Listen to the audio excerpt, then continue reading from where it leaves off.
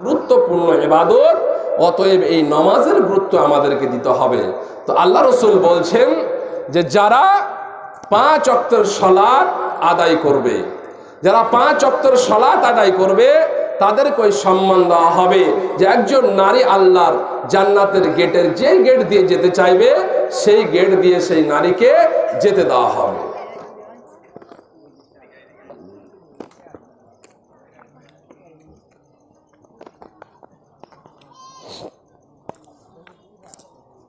দুই নম্বর হলো ওয়াসামাত শাহরাহা, যেই নারী রমজান মাসের রোজা রাখলো, ওয়াসামাত শাহরাহা, যেই নারী রমজান মাসের রোজা রাখবে 30টি রোজা, কোন মাসে 29টি হয়ে যায়, তো আল্লাহ রাসূল বললেন যেই নারী রমজান মাসের রোজা রাখবে। 3 নম্বর হলো ওয়াতাআত যাওজাহা, যারা স্বামীর কথা মেনে চলবে, স্বামীর কথা অনুপাতে চলবে। ও হাফেজাত ফারজাহা, 4 নম্বর হলো নিজের লজ্জা স্থানের হেফাজত করবে। এর পূর্বের হাদিসে বলা হয়েছে যে লজ্জা স্থানে হেফাজত ফরজ, যখন আপনার স্বামী থাক তবুও না থাক তবুও আপনার উপরে ফরজ হয়ে গিয়েছে যে আপনি নিজের লজ্জা স্থান কাকে দেখাবেন, না তো শুধু স্বামী ছাড়া অন্য কাউকে আপনি দেখাতে পাবেন না। অন্যর জন্য দেখা জায়েজ নয়, শুধু স্ত্রী একজন স্বামীকে দেখাতে পারে। কিলা লাহা দুখুলিল জান্নাতা মিন আইয়া আবওয়াবিল জান্নাহ, ওই নারী আল্লাহর জান্নাতে যেটাতে যেতে চাইবে ওই জান্নাতের গেট দিয়ে নারীকে যেতে দেওয়া হবে।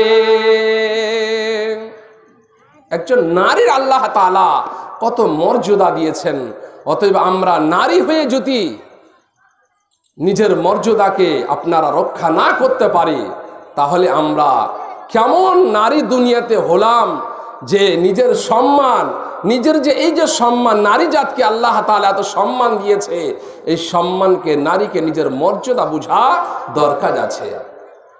আল্লাহ পাক রাসূল বলছেন যে আমাকে যখন আল্লাহ তাআলা জাহান্নাম দেখালেন, জাহান্নামটা আমি কেমন দেখলাম।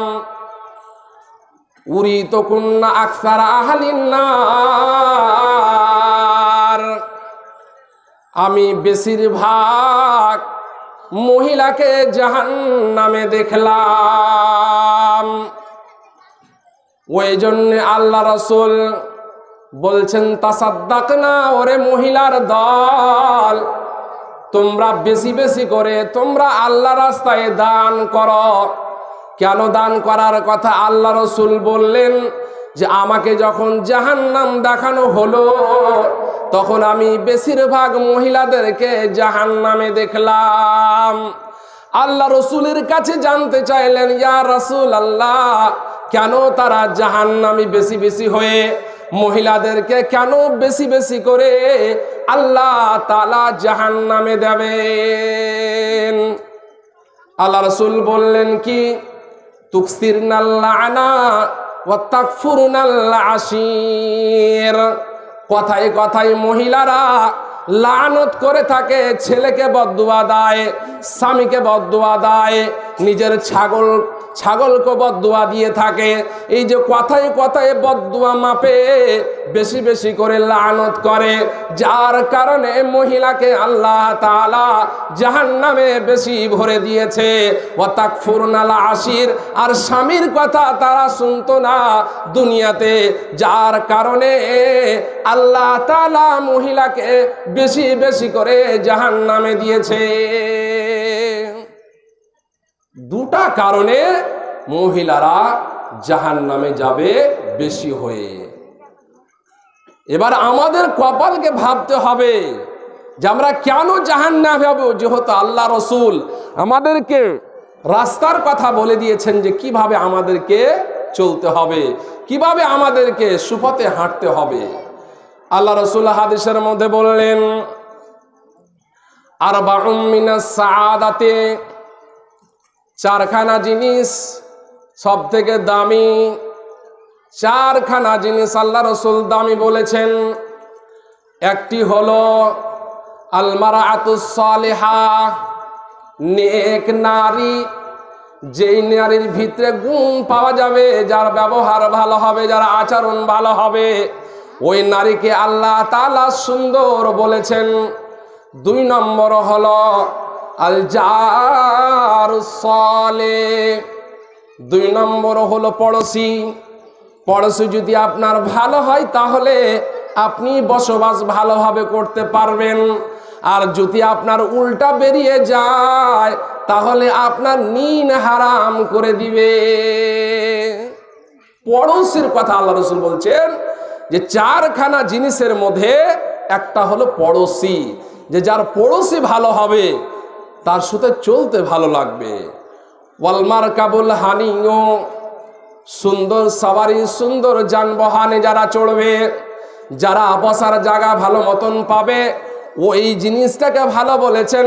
ওয়াল মাসকানুল ওয়াসি, এবং বড় বাড়িকে আল্লাহ রাসূল ভালো বলেছেন, প্রশস্ত জায়গাকে আল্লাহ রাসূল ভালো বলেছেন। বড় জায়গা যদি হয়, থাকার জায়গা যদি বড় হয়, তো আল্লাহ রাসূল এই জিনিসটিকে পছন্দ মনে করেছেন এবং খুশনসিব মনে করেছেন। এই জিনিসটি মানুষের জন্য ভালো এবং মানুষ সেখানে সূক্ষ্মভাবে থাকতে পাবে। তার কারণে আল্লাহ রাসূল বলছেন আল মাসকানুল ওয়াসি, যেই জায়গাটা প্রশস্ত হবে, যেই জায়গাটা চওড়া হবে বেশি, সেই জায়গাতে মানুষকে থাকতে ভালো হবে। তো আল্লাহ পাক রব্বুল আলামিন নারী জাতকে সম্মান খুব দিয়েছেন, সম্মান অনেক দিয়েছেন, এত সম্মান দিয়েছেন যে তাদের সম্মান বাড়াতে বাড়াতে আল্লাহ তাআলা নিজের কাছে নিয়ে চলে গিয়েছেন। কোরআন মাজিদে বিভিন্ন জায়গাতে আল্লাহ তাআলা এই নারী জাতকে এত সম্মান দিয়েছেন, যেখানে আপনি দেখবেন যে আল্লাহ তাআলা নিজের ইবাদতের কথা বলেছেন, সেখানেই আল্লাহ তাআলা বলে দিয়েছেন যে তোমার মা বাবার সম্মান করো, তোমার মায়ের সাথে ভালো ব্যবহার করো। আল্লাহ রাসূলের কাছে একজন সাহাবী জিজ্ঞাসা করলেন, মান হাক্কুন নাসে বিহুসনে সাহাবাতি, আল্লাহ রাসূল আমি দুনিয়াতে কার সঙ্গে সবথেকে ভালো ব্যবহার করব, কার সঙ্গে সবথেকে ভালো ব্যবহার করব আল্লাহ রাসূল বললেন কালা উম্মুকা, তোমার মায়ের সঙ্গে সবথেকে তুমি ভালো ব্যবহার করো, তোমার মাকে সবথেকে তুমি সম্মান জানাও। কালা সুম্মা মান, তারপরে ওই সাহাবী জানতে চাইলেন যে আল্লাহ রাসূল তারপরে কে অধিকার সম্মান জানার। আল্লাহ রাসূল বললেন কালা উম্মুকা, তোমার মা। তারপরে সাহাবী বললেন কালা সুম্মা মান, তারপরে কার সম্মান করব আল্লাহ রাসূল। আল্লাহ রাসূল বললেন কালা উম্মুকা, 3 বার আল্লাহ রাসূল বললেন তোমার মায়ের। পৃথিবীতে এমন কোন নারী নাই যারা পৃথিবীতে নারী হয়ে জন্ম নিয়েছে, তাদেরকে একদিন মা হতে হবে। আর তারা যদি আজকে মায়ের সম্মান করে, তারা যদি আজকে শাশুড়ির সম্মান করে, তারা যদি আজকে ননের সম্মান করে, তাহলে ওই নারীগুলো একদিন নিজে সম্মানের অধিকার হবে। আর আজকে যদি শাশুড়ি মাকে সম্মান না করে, আজকে যদি ননের সম্মান না রাখে, তাহলে ওই মহিলাটি ওরকম পরে হয়ে যাবে যে তার যে বাড়িতে বৌমা হবে, ওই বৌমা তার সম্মান করবে না। 3 বার আল্লাহ রাসূল বলছেন তোমার মা, তোমার মা। তারপরে আল্লাহ রাসূল 4 নম্বরে বললেন যে কালা আবুকা, তোমার বাবা হলো 4 নম্বরে। তো বাবা 4 নম্বরে বললেন কেন? মার সম্মানটাকে বুঝালেন, বুঝার পরে বাবার কথা বলেছেন যে বাবা মার পরে পরে সম্মানের অধিকার রাখেন। আল্লাহ রাসূল বলছেন যে আলা উখবিরুকুম আলা উনাব্বিউকুম বিআকবারিল কাবায়ের, ওরে আমার সাহাবারা তোমরা কি জানো, তোমাদের মধ্যে এমন একটি কথা আমি বলে দিতে চাই যেটা দুনিয়ার বুকে সবথেকে বড় গুনাহ, সবথেকে বড় গুনাহ বলে বলা হয়েছে। 1 নম্বর হলো আল ইশরাকু বিল্লাহ। আল্লাহর সাথে কাউকে জড়িয়ে দেওয়া সব থেকে বড় গুনাহ। 2 নম্বর হলো দুই নম্বর হলো উকুকুল ওয়ালিদাইন, মা বাবার সঙ্গে নাফরমানি করা, মা বাবার সঙ্গে খারাপ ব্যবহার করা, মা বাবার সঙ্গে খারাপ আচরণ করা। বর্তমান সমাজে এমন হয়ে বিষাক্ত হয়েছে যে যেই মা তোমাকে জন্ম দিল, যেই বাবা তোমাকে পৃথিবীতে কত কষ্ট করে তোমার মুখে রুজি উঠিয়ে দিল, এমন একটা দিন এসে মাঝে পৌঁছে যায় যে মা বাবাকে দেখা সত্ত্বেও মা বাবার সেবা করছে না, মা বাবাকে কোনো ভালো মন্দ জিনিস বিয়ের পর দিতে পারে না। যেই মা বাবা তোমাকে আমাকে সকলকে কষ্ট করে মানুষ করেছে, সেই মা বাবার আজকে আমরা যত্ন করছি না। ভাই মুসলিম সমাজ এবং যারা হয়তো এই অবস্থা রেখেছো বা এই পজিশন রেখেছো যে মা বাবার সম্মান করছো না, তুমি একদিন বাবা হবে, তুমি একদিন মায়ের পজিশনে ওই জায়গাতে দাঁড়াবে, সেদিন কিন্তু তোমার সম্মান তোমার ছেলে করবে না। সব কিছু দৃশ্যগুলো দেখছে। 3 নম্বর হলো আলা ওয়া কাউলুজ জুর ওয়া শাহাদাতুজ জুর, মিথ্যা সাক্ষী দেওয়া, কারণে কাউকে ফাঁসিয়ে দেওয়া, এটা আল্লাহর কাছে বিশাল অপরাধী মনে হয়। আল্লাহ রাসূল হাদিসে ইঙ্গিত করে দিয়েছেন যে আপনি যদি অযথা কাউকে চোরের জায়গাতে ফাঁসিয়ে দিয়েছেন, চোরি করেছে অন্যজন কিন্তু আপনি নাম দিয়ে দিলেন অন্য কাউরের, 3খানা জিনিস আল্লাহ রাসূল দুনিয়াতে সব থেকে বড় গুনাহ বলে বলেছেন। 3খানা জিনিস সব থেকে বড় গুনাহ বলে আল্লাহ রাসূল বলছেন। আল্লাহ রাসূল হাদিসে বলছেন রাগিমা আনফুহু সুম্মা রাগিমা আনফুহু সুম্মা রাগিমা আনফুহু। ওরে আমার সাহাবী, ওই সমস্ত মানুষের নাক যেন মাটিতে গড়াগড়ি খাক, ওই সমস্ত মহিলার নাক মাটিতে গড়াগড়ি খাক যারা কি করলো, মান আদরাকা ওয়ালিদাইহি ইনদাল কিবার আও আহাদুহুমা সুম্মা লাম ইয়াদখুলিল জান্নাতা। যারা মা বাবাকে বুড়া অবস্থায় পেল, বৃদ্ধ অবস্থায় পেল রে, তারপরও জান্নাত লাভ করতে পারলো না, তারপরও জান্নাত যেতে পারলো না, তারপরেও জান্নাত আল্লাহর কাছে সংগ্রহ করতে পারলো না, সেই ব্যক্তিকে আল্লাহ রাসূল বলছেন তার নাক যেন মাটিতে গড়াগড়ি খায়। সেই ব্যক্তির জন্য আল্লাহ রাসূল বদদুয়া দিয়েছেন যে যারা মা বাবাকে বুড়া অবস্থায় পাওয়া সত্ত্বেও সে কি করলো না, মা বাবার সেবা করলো না। তো পৃথিবীতে আল্লাহ পাক রব্বুল আলামিন নারী জাতকে অত্যন্ত সম্মান জানিয়েছে, কিন্তু আজকে আমরা সেই সম্মানকে সম্মান মনে করছি না, সেই সম্মানটাকে ধরে রাখছি না। ভাই মুসলিম সমাজ, যেদিন আমরা আল্লাহর সামনে মুখামুখি হব, সেই দিন আমরা বুঝতে পারবো যে আমরা দুনিয়া থেকে কি করে এসেছি এবং আল্লাহ তাআলা আমাদেরকে কিসের জন্যে দুনিয়াতে পাঠিয়েছিলেন। আল্লাহ পাক রব্বুল আলামিনের নবী বললেন কি, যে পৃথিবী এমন একটি জায়গা যখন তুমি মরে যাবে, যখন তোমার অস্তিত্ব দুনিয়াতে থাকবে না, সেদিন তুমি বুঝতে পারবে দুনিয়াতে আমি কি করলাম। আল্লাহ রাসূল হাদিসে বলছেন ইয়া ইবনে আদম তাফাররাগ লিইবাদাতি আমলা সাদরাকা গিনান ওয়া আসুদ্দা ফাকরাক। আল্লাহ রাসূল হাদিসে বললেন, ওরে আমার বান্দা, আল্লাহ রাসূল আল্লাহর হাদিসে কুদসি বলছেন আল্লাহ তাআলা বানি আদমকে ডেকে বলছেন, ও বানি আদম, তুমি আমার জন্য সময় খালি করো, তুমি আমার জন্য সময় খালি করো। তুমি আমার ইবাদতের জন্য সময় যদি খালি করতে পারো, আমলা সাদরাকা গিনান, তাহলে তোমার অন্তরখানা আমি মাল দিয়ে ভরে দিব, শান্তি দিয়ে তোমার অন্তরখানা ভরে দিব। ও আসুদ্দা ফাকরাক, এবং তোমার অভাবের সংসারকে আমি দূর করে দিব। তোমার সংসারে আমি অভাব রাখবো না, তোমার সংসারে আমি অভাব রাখবো না। কিন্তু যদি আমরা এই দুইখানা জিনিস না করি, তাহলে আমাদের কি হবে?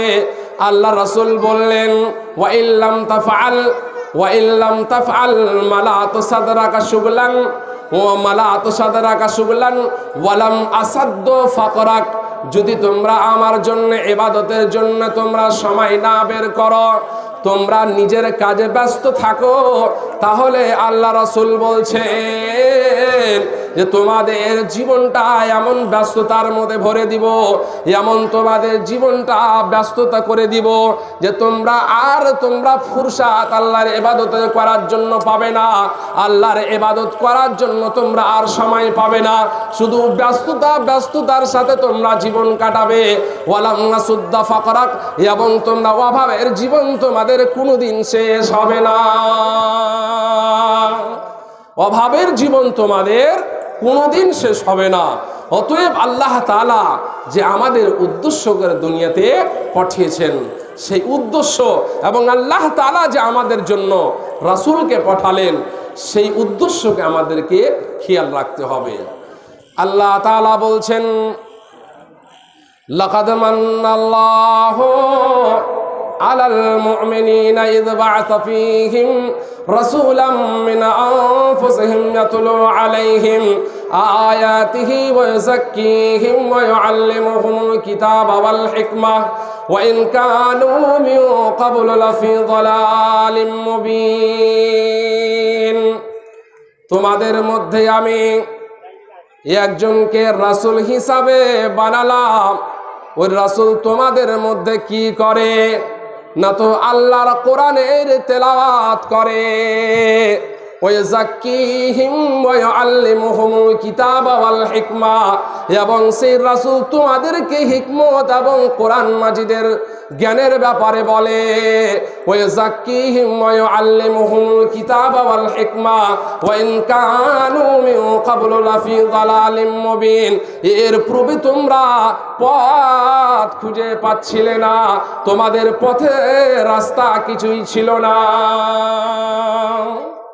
এমন অন্ধকারে তোমরা ডুবেছিলে যে অন্ধকার থেকে বেরিয়ে আসা সম্ভব ছিল না।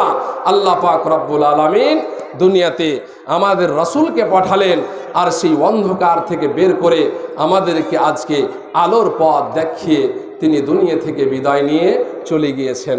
ভাই, মুসলিম সমাজ তার সম্মান করা, তার খিদমত করা, তাকে সম্মান দেওয়া আমাদের উপরে ফরজ।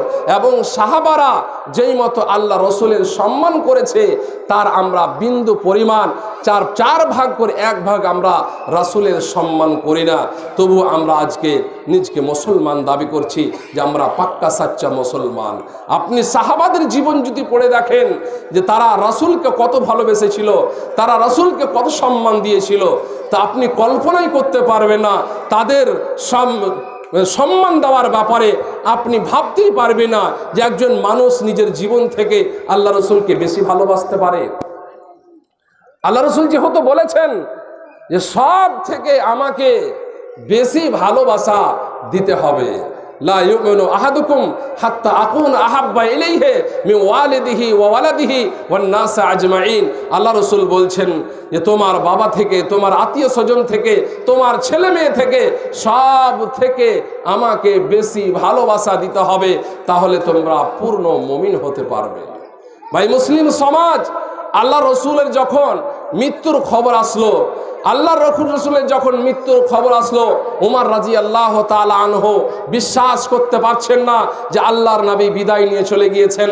আল্লাহ রাসূল ব্যাপারে উমর রাদিয়াল্লাহু তাআলা আনহু তালোয়ার হাতে নিয়ে বলছেন যে আল্লাহ রাসূলের ব্যাপারে যারা মৃত্যুর সুসংবাদ শোনাবে, যে মৃত্যুর ব্যাপারে বলবে, তার মুন্ডাটা, তার মাথাটা আমি ছেঁটে নিব। কেন? যে আল্লাহ রসুল মৃত্যুবরণ করেনি। মুসা নবী যেই মতো আল্লাহর তাআলার সাথে সাক্ষাৎ করার জন্য গিয়েছিল, সেই মতোই আমার নবী মুহাম্মদ সাল্লাল্লাহু আলাইহি ওয়াসাল্লাম আল্লাহর সাথে সাক্ষাৎ করার জন্য হয়তো গিয়েছে।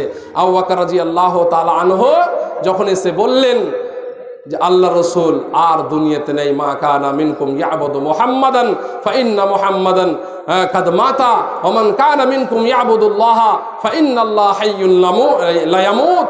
যারা মুহাম্মদ সাল্লাল্লাহু আলাইহি ওয়াসাল্লামের ইবাদত করছিলে, সেই মুহাম্মদ সাল্লাল্লাহু আলাইহি ওয়াসাল্লাম আর দুনিয়াতে নেই। আর তোমাদের মধ্যে যারা আল্লাহর ইবাদত করছিল, আল্লাহ তাআলা এবং জীবিত, এবং আল্লাহ তাআলা কখনোই মৃত্যুবরণ করেন না। এই কথা যখন আল্লাহ আবু বকর রাদিয়াল্লাহু তাআলা আনহু উমর রাদিয়াল্লাহু তাআলা আনহুর সামনে এসে বললেন, তখন উমর রাদিয়াল্লাহু তাআলা আনহু ভাবতে পারলেন যে আর আল্লাহ রসুল দুনিয়াতে নেই। এত সেই নিজের পাগলের মতো আল্লাহ রসুলকে তারা ভালোবেসেছেন। ভাই মুসলিম সমাজ, আজকে আমরা রসুলকে ভালোবাসি না, আল্লাহকে ভালোবাসি না, যার কারণে আমরা যেইভাবে চলি, যেইভাবে চলবো মনে করি, সেইভাবে আমরা চলাফেরা করি।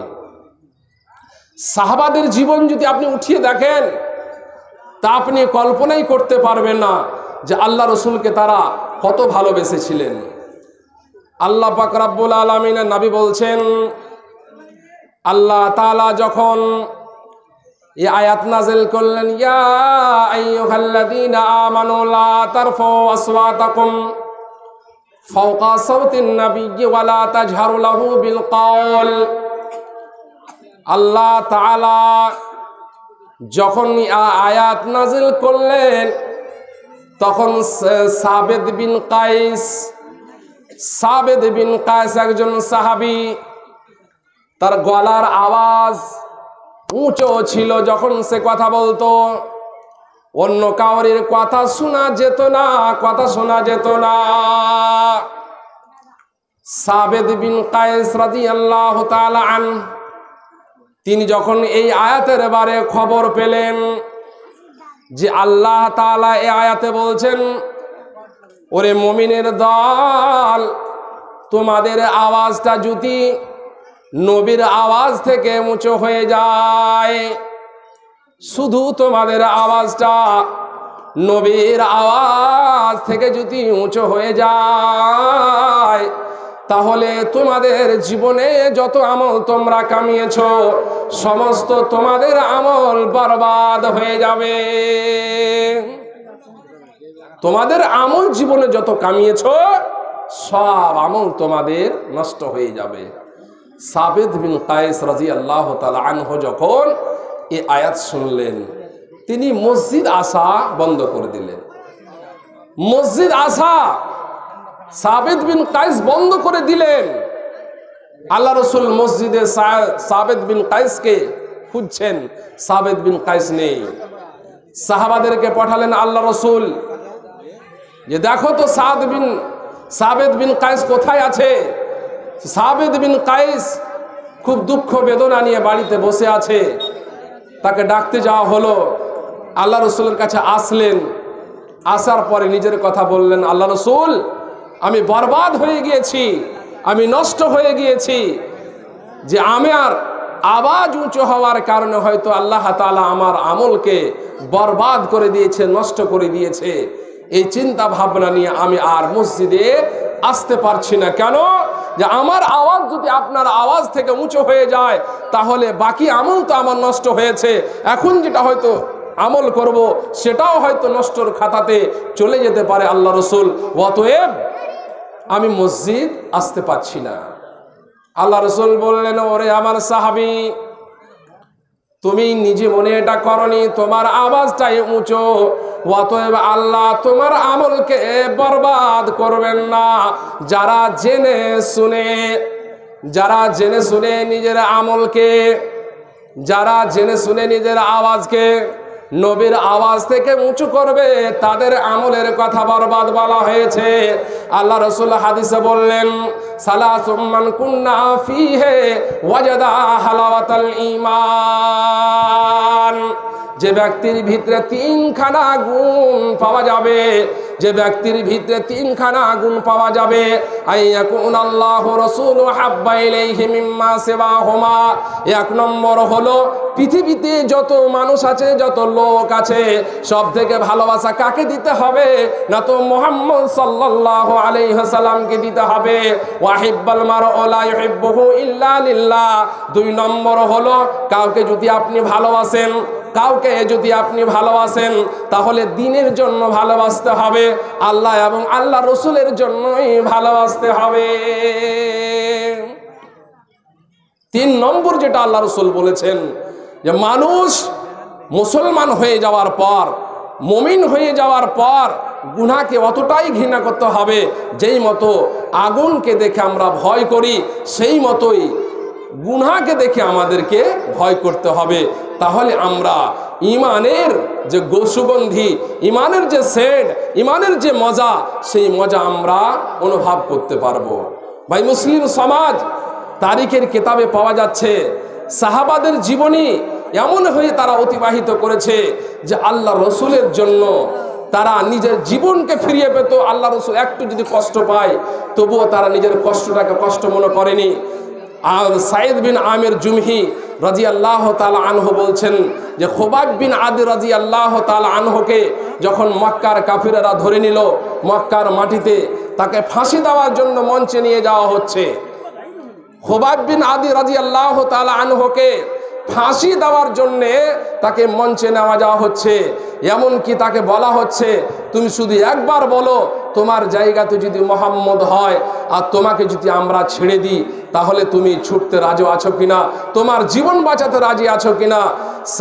খুবাইব বিন আদি রাদিয়াল্লাহু তাআলা আনহু যেই কথা বলেছিলেন সেই কথা আজকেও সেই সিরাতের কিতাবে, হাদিসের কিতাবে লেখা রয়েছে।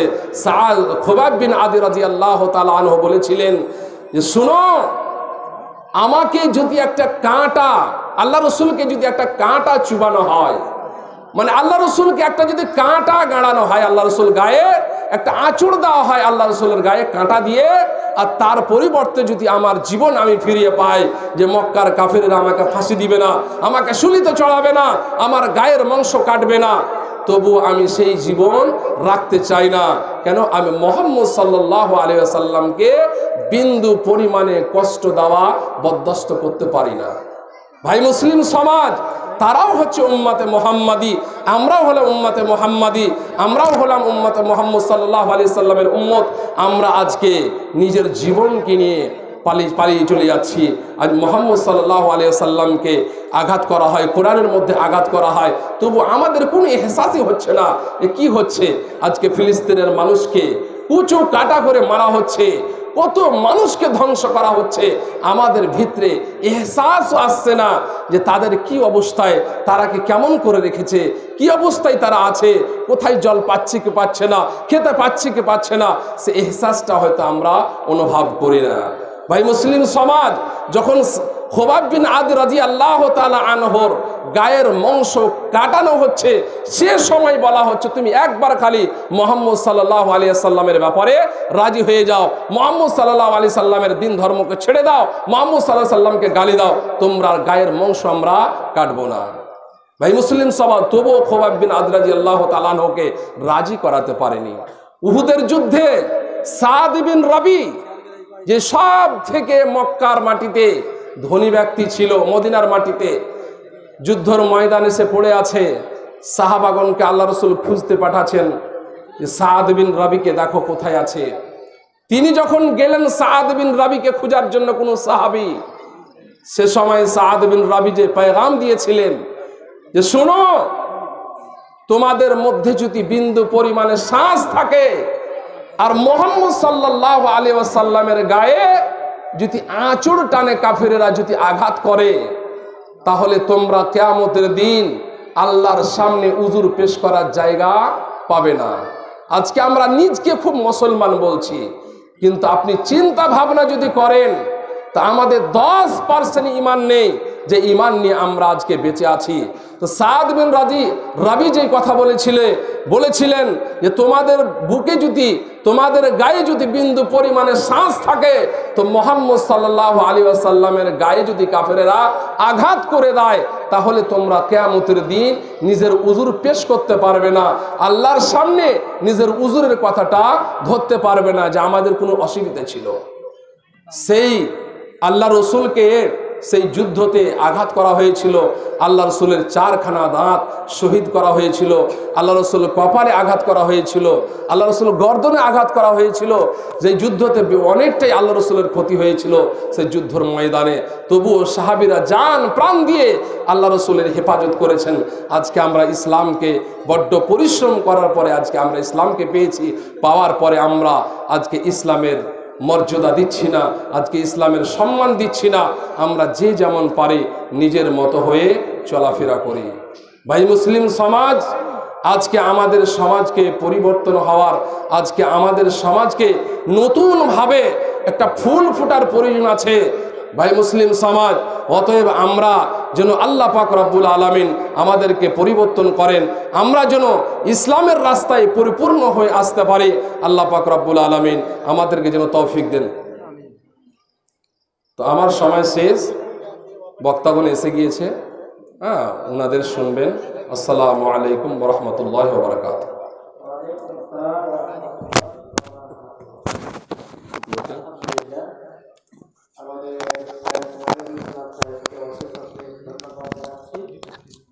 তিনি তার জ্ঞানগর্ভ বক্তব্য আপনাদের সামনে পেশ করলেন। পারিবারিক জীবনে ইসলামের যা প্রয়োজন, অর্থাৎ পর্দা, পিতামাতার সেবা এবং বর্তমান পরিস্থিতিতে মুসলিমদের যে ঈমানের কমজোরি বা ঈমান দুর্বল, সেগুলো নিয়ে আপনাদের সামনে কোরআন এবং হাদিসকে সামনে রেখে আলহামদুলিল্লাহ যথেষ্ট বলেছেন। এমনকি আজকে যা তিনি বললেন, আর যদি আজকের এই বক্তব্যতে অর্থাৎ এই রাইট তার কিছু যদি বলা না হয়, এতে